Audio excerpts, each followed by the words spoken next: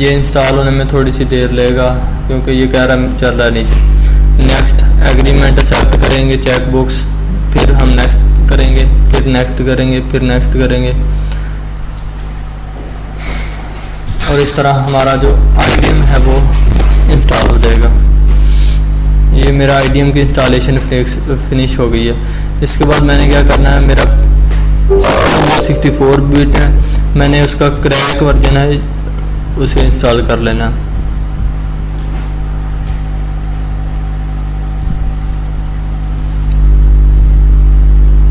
ये इसे क्या कर देंगे, क्रैक, मतलब मेरा IDM और दोनों जो है ना, IDM और क्रैक दोनों जो है वो कंप्लीट हो चुके हैं।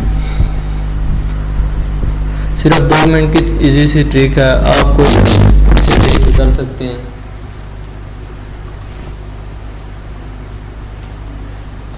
ये देखें आप, यहाँ वीडियो आपको मतलब डाउनलोड की ऑप्शन देना स्टार्ट कर देगी।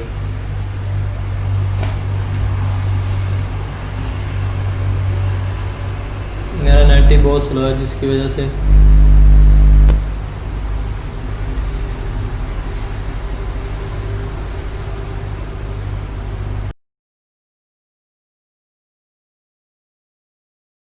We're going to check out some of the best design resources that every developer should bookmark. And this was a really cool article I read on dev.to by one of my favorite users, Theme Selection.